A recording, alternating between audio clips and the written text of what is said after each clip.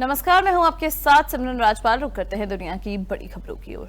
America के राष्ट्रपति चुनाव में डोनाल्ड ट्रंप की धमाकेदार जीत हो गई है। यह जीत अमेरिकी मीडिया हाउस फॉक्स न्यूज के द्वारा घोषित की गई। ट्रंप की जीत रिपब्लिकन पार्टी के लिए एक बड़ी सफलता है। अब यह देखना रोचक होगा कि अमेरिकी नागरिक इस जीत को कैसे स्वीकार करते हैं और आगे की राजनीति में क्या बदलाव आते हैं।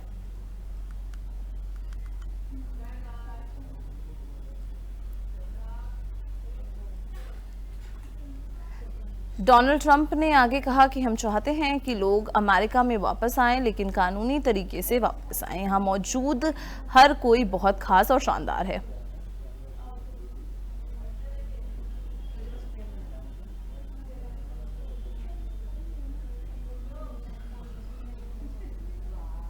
अमेरिका राष्ट्रपति चुनाव में डोनाल्ड ट्रंप शानदार जीत की ओर बढ़ गए हैं। प्रधानमंत्री नरेंद्र मोदी ने भी ट्रंप को बधाई दी है और मिलकर काम करने की प्रतिबद्धता जताई। प्रधानमंत्री नरेंद्र मोदी ने एक्स पर लिखा, मेरे दोस्त डोनाल्ड ट्रंप को चुनाव में ऐतिहासिक जीत की दिल से बधाई है। जैसे कि आप जानते हैं कि पिछले कार्यकाल की सफलताओं को आगे बढ़ा रहा है। मैं भारत अमेरिका व्यापक वैश्विक और रणनीतिक साझेदारी की ओर मजबूत करने के लिए हमारी जो है सहयोग रहेगा और मैं उत्सुक भी हूं उनके नए कार्यकाल के लिए। आइए मिलकर अपने लोगों की भलाई के लिए और शांति, स्वस्थता और समृद्धि को बढ़ावा देने के लिए काम करते हैं।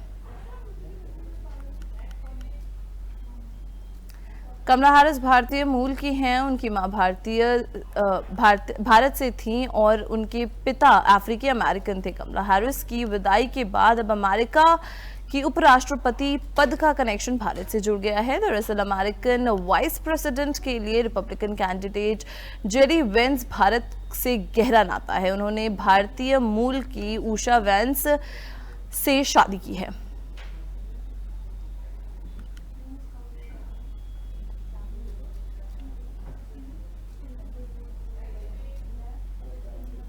अमेरिकी चुनाव पर पूरी दुनिया की नजर है। बुधवार को चुनाव के नतीजे आने लगे। इस चुनाव में 6 भारतीय अमेरिकी नेताओं ने जीत दर्ज की। इनमें वकील सुहास ने वर्जीनिया की ईस्ट कोस्ट सीट से डेमोक्रेटिक पार्टी कैंडिडेट के तौर पर जीत हासिल की है और इतिहास रच दिया है। सुहास ने रिपब्लिकन पार्टी के माइक क्लॉन्सी को हराया है।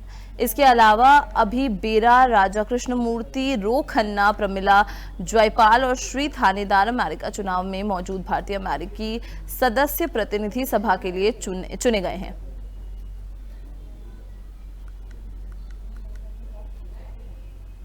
वर्ल्ड लीडर्स में एक नाम यूक्रेन के राष्ट्रपति ज़ेलेंस्की का भी है। उन्होंने न सिर्फ डोनाल्ड ट्रंप को बधाई दी बल्कि आगे यूक्रेन का समर्थन करने के लिए भी अपील की। ज़ेलेंस्की ने कहा कि वह ट्रंप के उस कथन का समर्थन करते हैं जिसमें वह ताकत के दम पर शांति लाने की बात करते हैं।